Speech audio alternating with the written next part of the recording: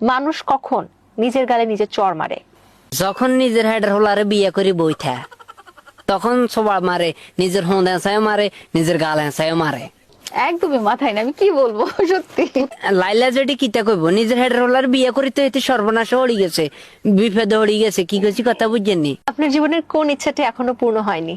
100 বিয়ে করানোর কেন পজিশনে নামি গেছি, হে আশা অন্তায় পূরণ হয় না।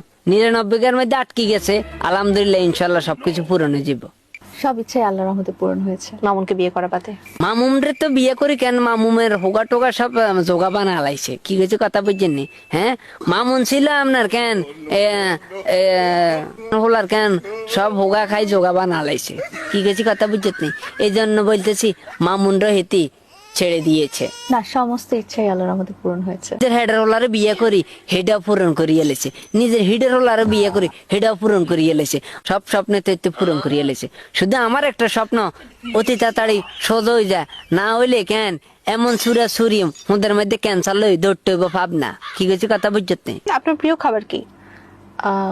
এতির প্রিয় খাবার হয়েছে গু। যে গু আমরা কেন মানে বাথরুমের মধ্যে নি হালাই থুইয়ে আর হেতি এখান থেকে চামিচ কাটি কাটি আনি খায়। হেতির প্রিয় খাবার হয়েছে হেটা। দিনের জন্য প্রধানমন্ত্রী হলে কি করবেন? দেশটার এখানে একদম জ্বালায় ওড়াই খাইয়া লাইল। হেতি যদি একদিন গেলে প্রধানমন্ত্রী হইতো